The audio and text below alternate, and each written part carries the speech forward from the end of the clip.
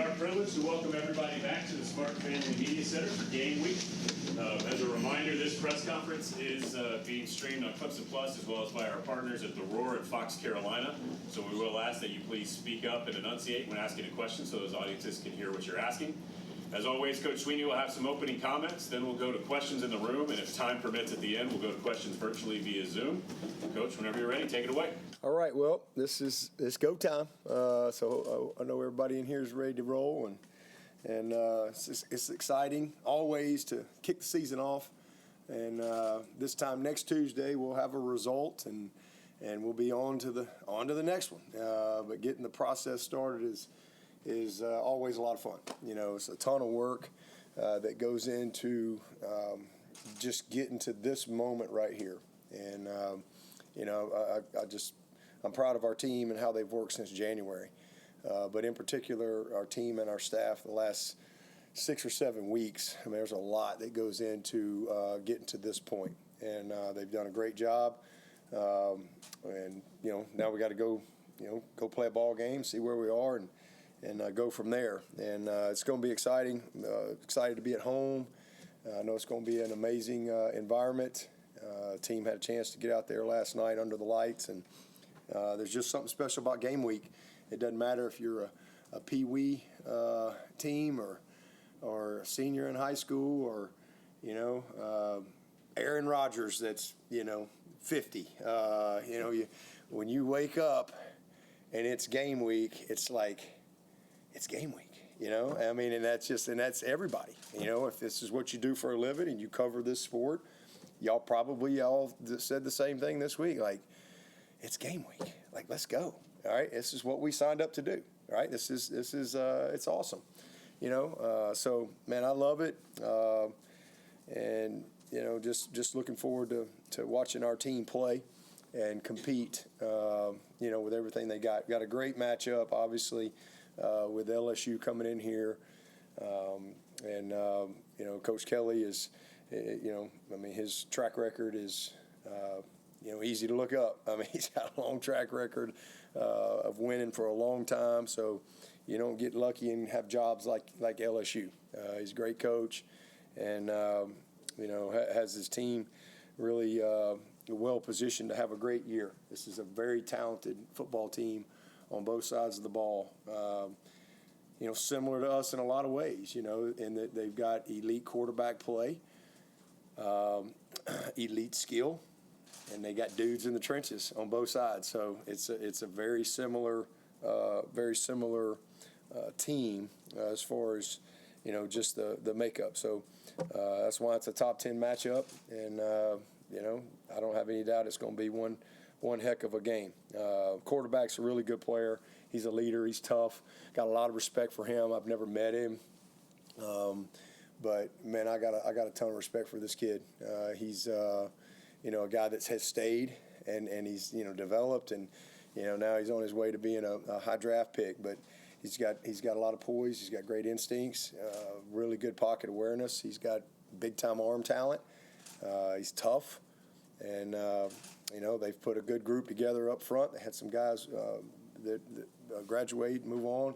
So they went and brought in some really good players, some experienced guys, and got big-time skill. They got guys that can take the top off. They got guys that can, complement their run game, with the screen game and getting the ball in space and breaking tackles. They got, 0 and 1 or 2 really compact, physical runners.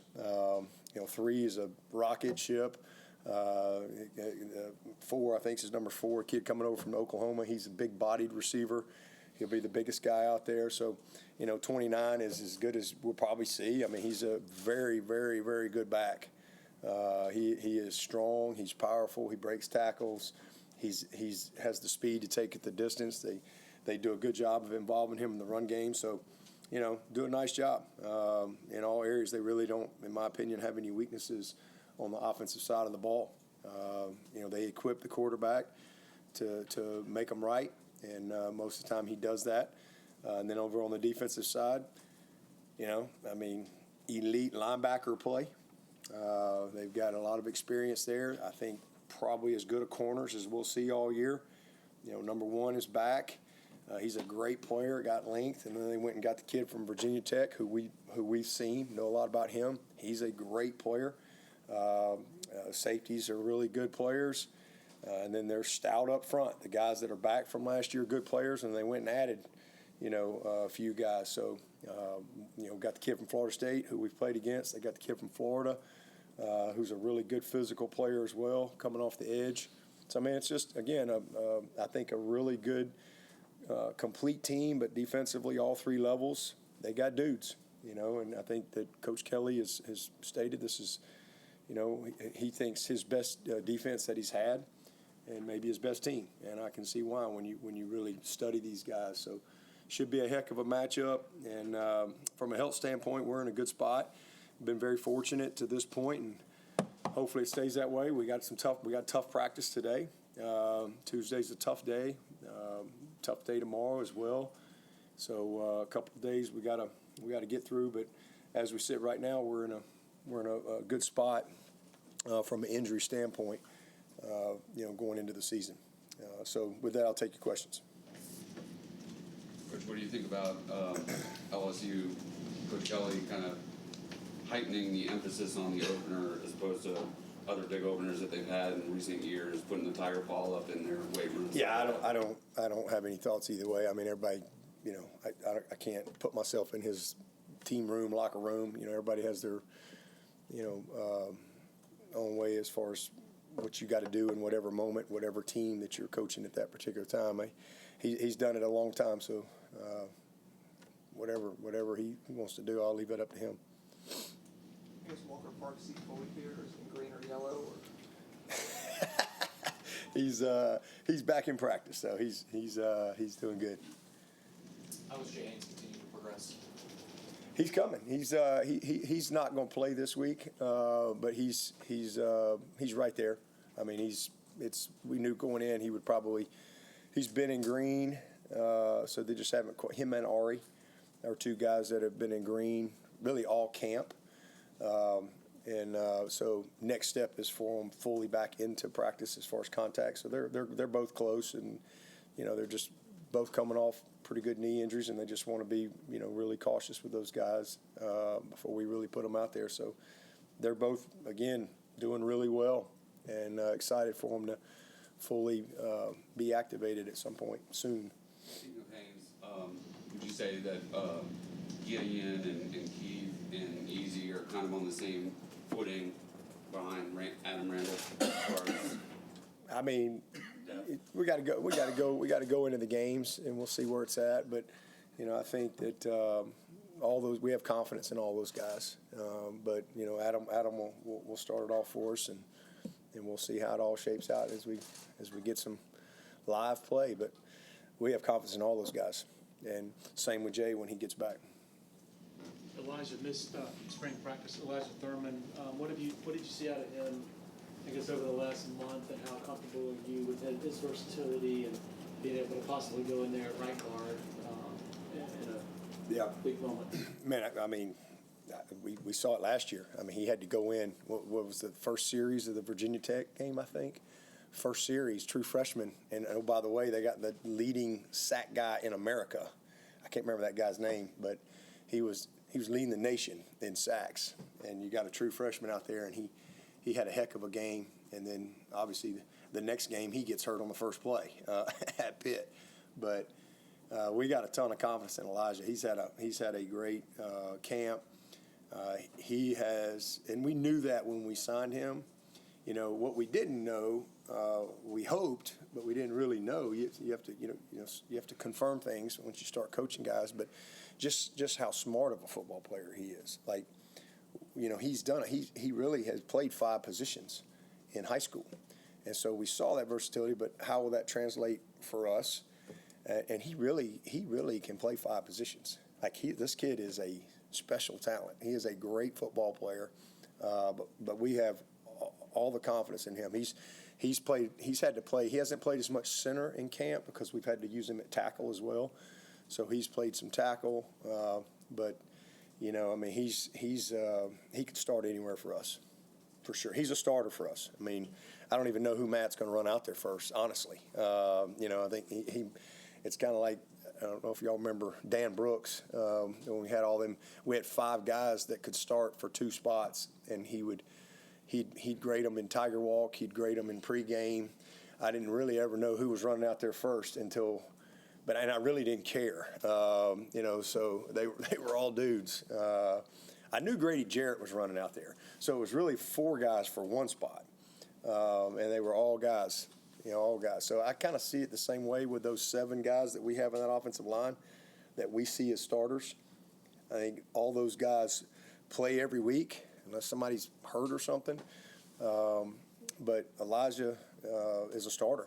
And again, I mean, he could start. He truly could start at 4 positions for us. And that gives us that's a blessing. There's not many teams that have a blessing like that where you got a guy that could literally start 4 positions for you and play at an elite level.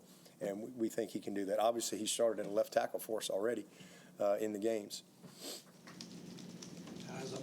How's Amare Adams health-wise after the ankle? He's good. He's good. He's rolling. For those Brayden Jacobs fit in this year, you mentioned those top 7, so you guys right behind that. I'd say he's 8. He's right there. Yeah, he's 8 and coming. He's on his way. I mean, we got a good group. I mean, really all those guys. I mean, Brayden, Ronan O'Connell. I mean, I really like him a lot. He's a big, strong, guy's made of gristle. Mason Wade, Easton Ware is another guy that we think is going to help us. Dietrich. I mean, so we've come out of camp with, a good group of 12 guys that we think, give us really good quality depth. But 7 of them that we think are ready to start, and Brayden is coming. Coach, I'm just curious, growing up, how you viewed LSU, growing up and in your playing days, did you view them as another rival in addition to Auburn, or was it not as big a rivalry back then as it is now? I mean, growing up, everybody that played Alabama was a rival to me. I mean, that was just how I grew up. Like, if you were playing the Tide, like, you were a rival, whoever were playing that week. But certainly the it was just kind of ingrained in you growing up that Tennessee and Auburn, like, that was just kind of. Now, when I got to Alabama and spent 13, so I was a part of 13 Alabama LSU games. You played everybody, when I was in Tuscaloosa, those 13 years. So, and LSU was in our division. So, I mean, you played them every year. And, in fact, I don't remember, some mid-90s or something, but we had to go there twice. I think it was one of the times they expanded the conference. So we ended up having to go to Baton Rouge twice. So, I got a ton of respect for the program. I've competed against them as a player and as a coach. So that's really about it. Excited to go down there next year. I think that'll be a great. Haven't been there. I don't know when the last time. I don't know if we played there in 2000 or 99.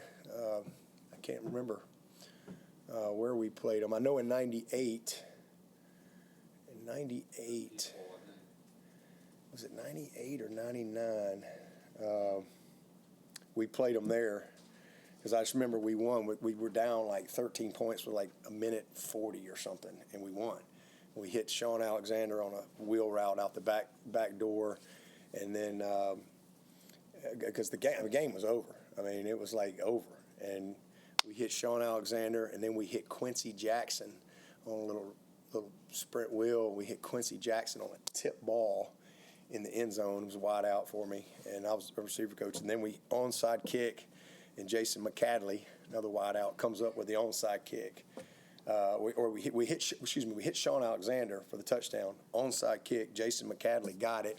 Then we hit Quincy Jackson, tip ball, touchdown to win the game. It was crazy.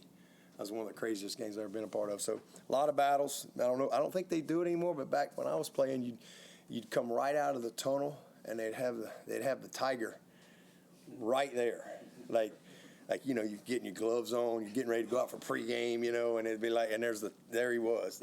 Was it Mike? his name? They had the tiger. I mean, like in a cage right at the entrance. So got a lot of cool memories from LSU. It's one of the cool places, I think, in college football to experience a game, just like this place here. So, but as far as a rival, everybody that played the Tide was a rival. Dabo, both Cade, Klubnik, and Garrett Nussmeier, guys who have been in college for a long time, staying with one program. How much do you think that's helped them, and how much easier is that for you as a program going into a new season every year? It's great. I love, it's very well documented. We love to develop our players, and it's hard to develop them if they're not here. So I think it's just, there's a lot. It's like anything else. When you stick with something for a while, you get better.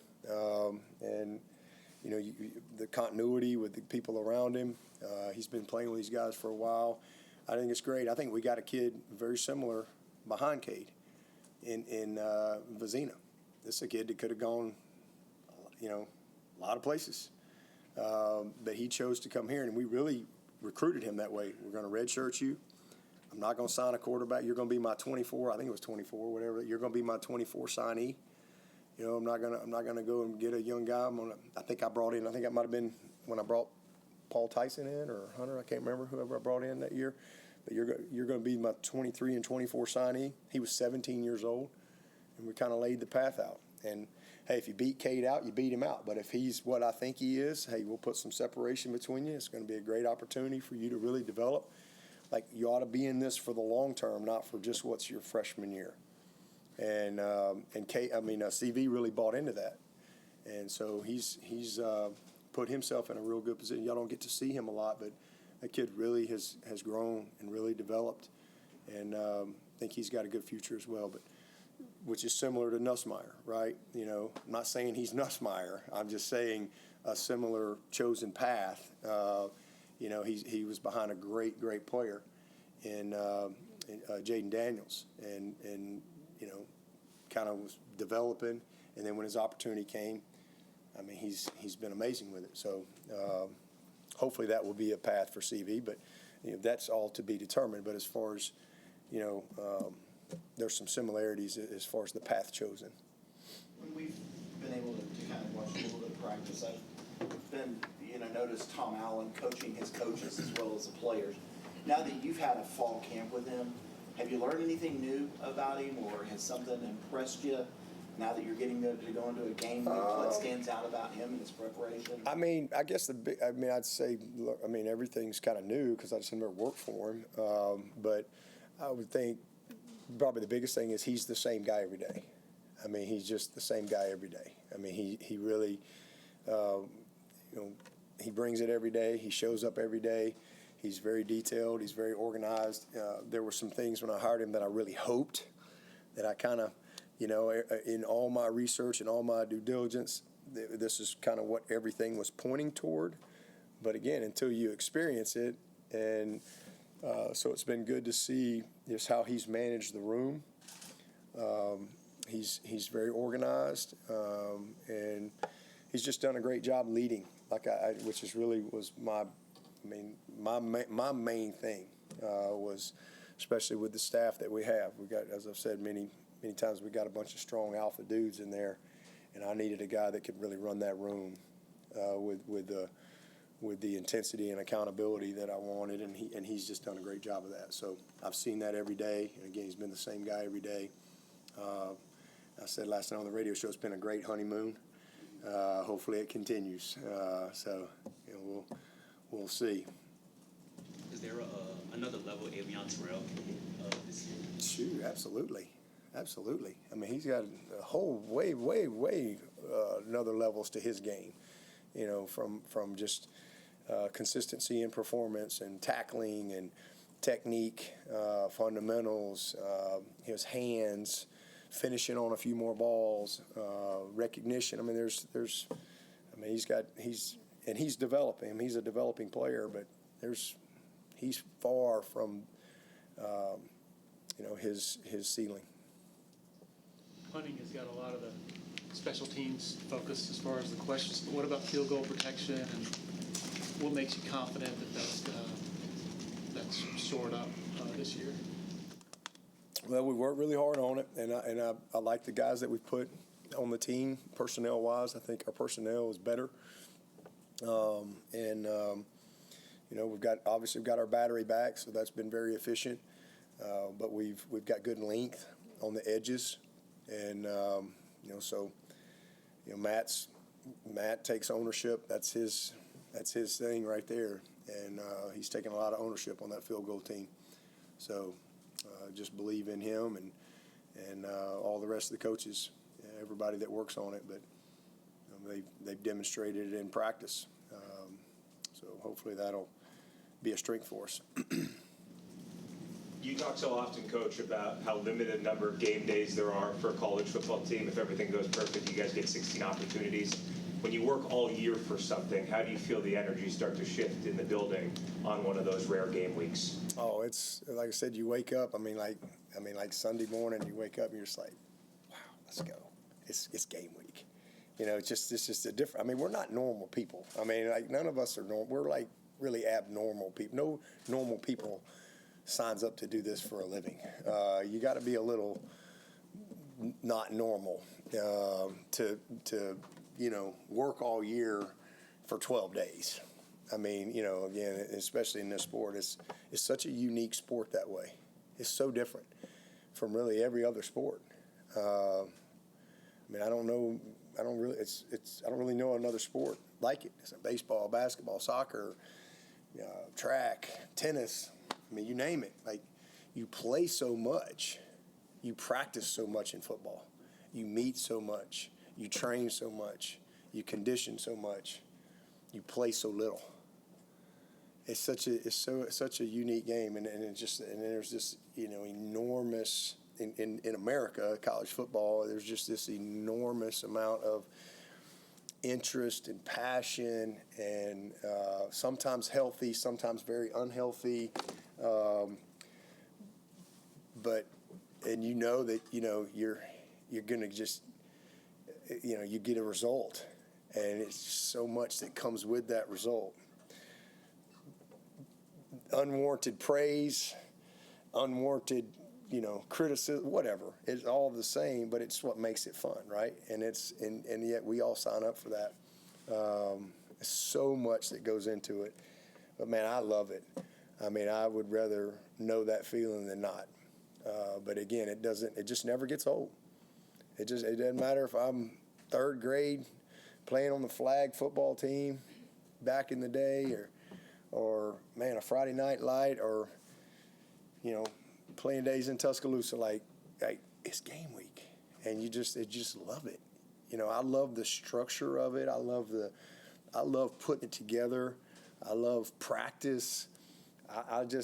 To me, honestly, I think that's how you create consistency. That's what you have to love. Game day is great, but it's really all the other stuff is what you have to love, and I do. But when it finally gets to one of these days, one of those 12 days that we know we get, and you get what you earn after that, it's just like, let's freaking go. And then you look up and you go, oh man, we're playing LSU on national TV, at home for the first time this decade. It's awesome. It's a lot of juice, man. I mean, you just feel it. It's a bunch of juice. You mentioned you brought the guys under the lights because it's the first home opener and it feels like a decade. Do you feel extra juice for that as opposed to some of these road or neutral site openers? I mean, first games I think are always there's just so much excitement, to go play. I mean, there just is. I mean, these guys, they're kids. We forget that. These are young people. They're just young people.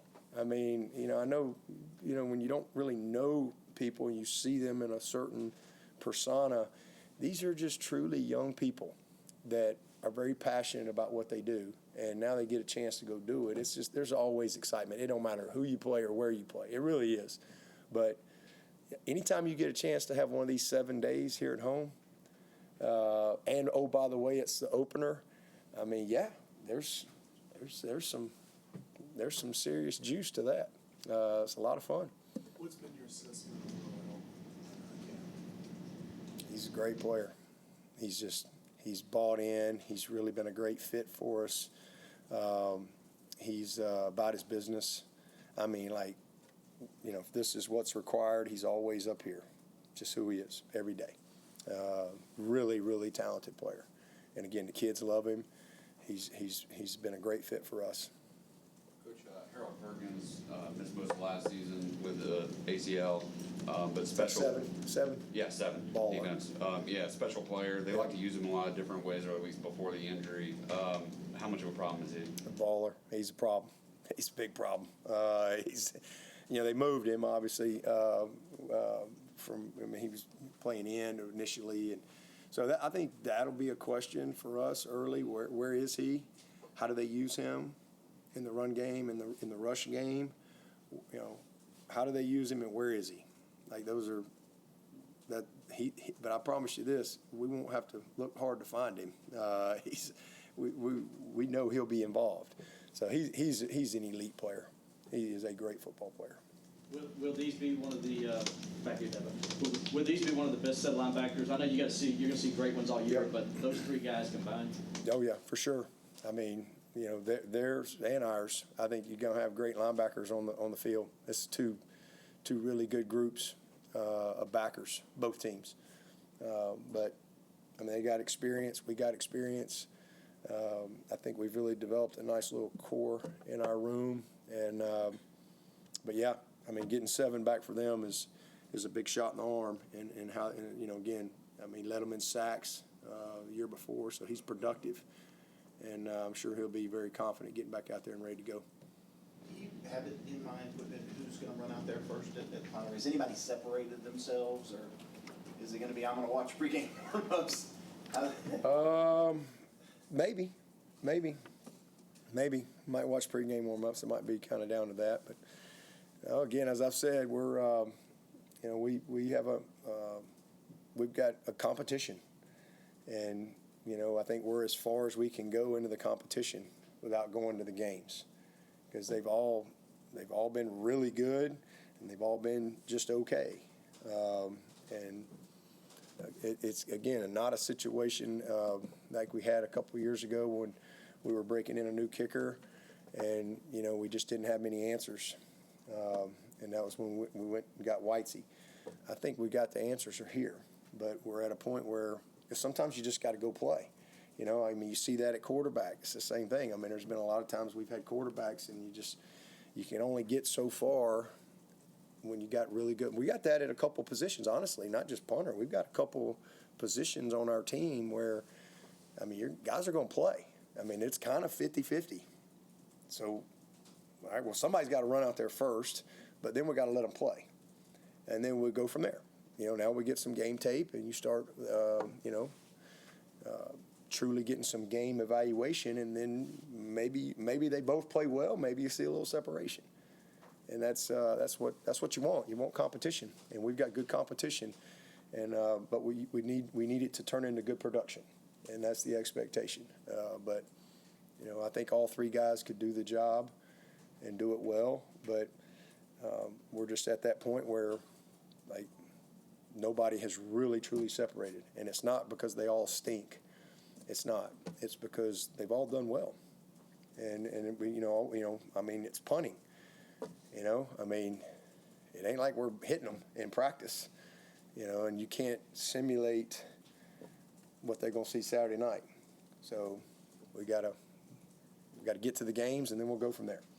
Safety and maybe even nickel, another spot Sure. where guys got to go separate in the games. Yep. We got depth at safety. We got depth at nickel. We got depth at corner. We got depth in that offensive line. I think we have depth at running back. We've got depth at receiver. So, but we need to go play. And does somebody shine a little bit more when the lights are on, and does some shy away? I don't know. Speaking of wide receiver depth, what have you seen from Tyler Brown that's leading you to believe that he's ready for a comeback season? Oh, man, he's just seen practice every day. I mean, he's just been awesome. I mean, just flying around, playing fast. He's healthy. He's made plays all camp, and it's good to see. He wasn't healthy last year. We all saw him make some great plays as a freshman. So just seen it every day, just daily consistency in practice. That's what I've seen, and so I'm really excited about, his season. He stays healthy, he'll do his part. Coach, in the statement released today by Ian, he mentioned using his situation as a learning experience. What have you told him and the team as far as moving forward and using this situation as a learning experience? Just that. I mean, you grow from it. It'll be a learning experience. So I think we all have a choice. I mean, we've all made bad decisions in our lives, but you have a choice on how you apply that. Do you learn from it? Do you grow from it? So I don't have any doubt that he'll do just that. But certainly, there's consequences for our actions, and so I hate it for him. But he put himself in the situation, and he'll have a consequence for it. And he has. I mean, he's every single day since that day he's had a consequence. But he'll miss some time too, and then we'll move on from it. I guess he said in the statement that he's out for the OSU game. Will he be back for Troy? Yes. Okay. Yep. I think you said after the Georgia game last year that Georgia expected to win, and your guys played like they were hoping to win.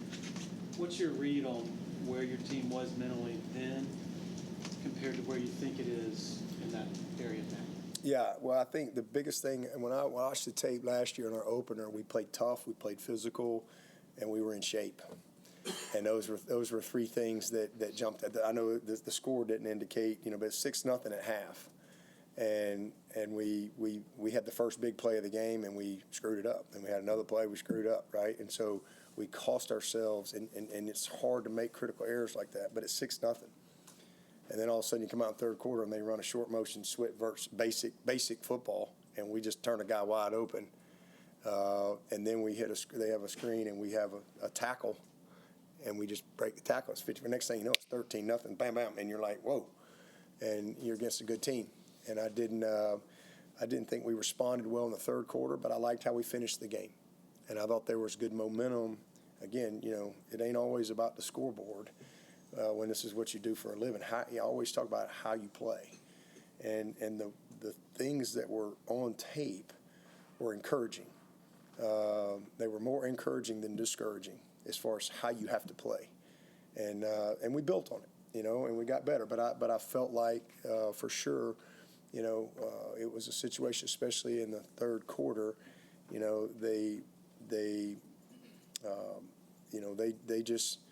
we made the critical errors and they didn't. And, I think sometimes that's just a reflection of kind of maybe where your maturity is. And, this is just, I think, a more experienced team. You had some inexperience, and, obviously Cade, a lot on him last year coming into this game, a lot of it warranted. He had kind of earned some of that, and, but he got better. And I thought he finished the game well, and he did some good things. We didn't do a great job of helping him in some areas. And it's a complimentary game. You don't usually win games like that without playing some complimentary football, and we didn't do a good job of that. So it's a new team, new opportunity. But as far as the difference, I think this is a more experienced group for sure than where we were last year. But hey, it's a big time game. Everybody makes a big deal about losing. Listen, you play good people, man. Like, you play in games like this that game last year, both teams ended up in the playoff. Ohio State played Oregon, right, and got beat early, won the national championship. Like, you play games like this, you can get beat, but we don't shy away from that. Like, we don't fear losing a ball game. We don't fear that. I don't think you should ever fear that. Go play the game. I'm more excited about a chance to win. That's what I'm excited about. And so let's spot the ball and go see what happens. The struggles you had with block kicks last season, you shored up the protection later in the season, but is it things like that, mental errors with no preseason going into a big opener like this that keep you up at night? Yeah, again, y'all, I'm a broken record up here. I've probably said it every single year that I've been a head coach. We're the only level of football that has 0 preseason games. There's a reason why and you got billions of dollars and millions of dollars at stake, there's a reason why they play all them preseason games in the NFL, because they need to evaluate. You can only get so much done in practice, and so there's a reason why they do that, because there's a lot of decisions that have to be made, and it's hard to we get 2 scrimmages. That's all you get in college football. You get 2 scrimmages. That's it. And so you're going against your same people, and you're not going to hit your quarterback, and you got to rep a lot of guys, and there's a lot of familiarity and things like that. So I just think it's all the first game to me is always a challenge, regardless of if you're in a matchup like this or you're playing, East Aboga Community College. It don't matter. I mean, there's just so much you don't know. I mean, they got a ton of new people that we don't know much about. You have no video. Like, you can look at last year, but it's been a lot of time between last year and now as far as for coaches and things like that to plan and prepare. And so there's always unknowns. And until you get 3 or 4 games into a season, you don't really truly know what a team's identity is. You just don't. Again, if you had 3 or 4 preseason games, you could kind of have a little bit more of a feel for, I think, your identity. As a coach, you think you have a good, feel coming out of camp, but sometimes it takes a few games to really, let everything settle in a little bit. Actually, Brian Kelly was asked about this yesterday, and he said injury risk that other teams you scrimmage against, they might have bad intentions and put a player in a bad position. Do you fear that if you play preseason games or scrimmages? No, I don't. Every year you have a word. What is the word for this year? One. That's kind of been my word. Y'all probably seen the shirts. One. Just trying to create a mentality. I mean, for first of all, it's an audience of one. I mean, really, that's really what matters. Just an audience of one. Just how I do my job. And hopefully in a way that pleases God. That's number one. So, and then it's just for us from a football standpoint, we got to be one. We're stronger together. We got to be one. As I said, there were so many times last year we just didn't compliment each other. I mean, we just truly need to be one. And that's biblical, right? A triple braided cord is not easily broken, right? And so we just need all 3 phases of our team to be one group. And then I think it's a message from a mentality standpoint of because I think sometimes you can, especially with young people, you can get so overwhelmed, and we don't have to win the 10. Let's just win the 1, right? We can't win the last one. That's over.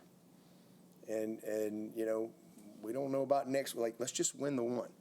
And how do we do that? It's a mindset of just this one meeting, this one meal, this one night's sleep, this one decision, this one practice, this one play, this one quarter, this one half, this one game, this one week, like that mentality. And then you look up and you go, whoa, man, it's game 11, as opposed to,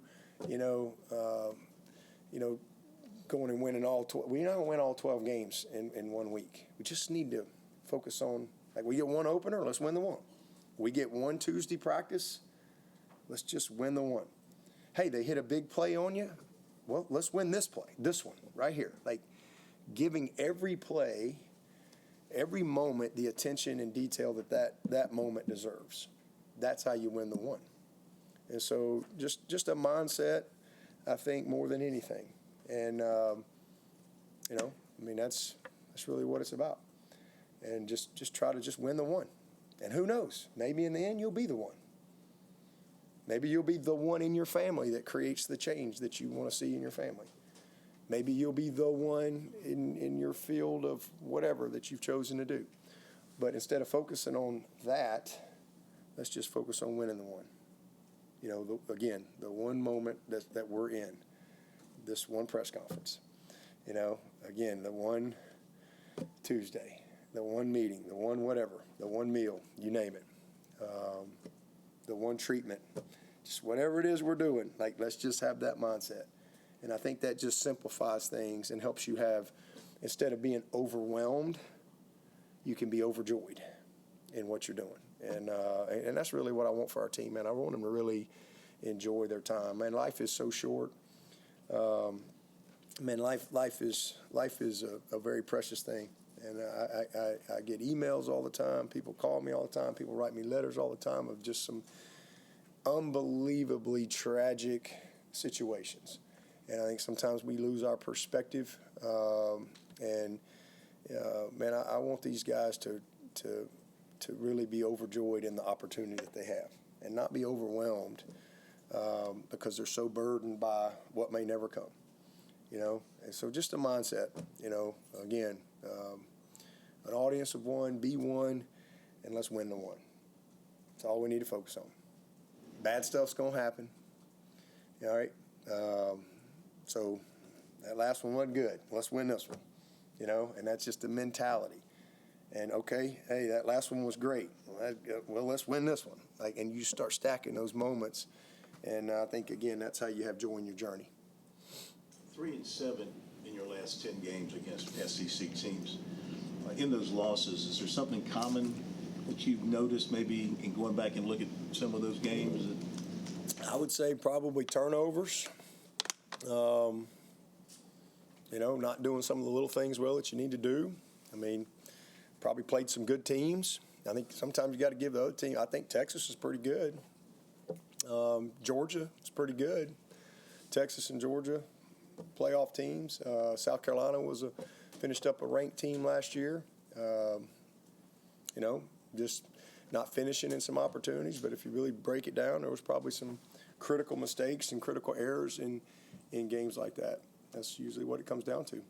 But you can pick and choose those stats however you want. I mean, we've got some, in totality, I think we've done pretty well. So you can look at our national championships that we lost. Same thing. I mean, critical mistakes. But I think you got to give credit to the opponent. Good teams.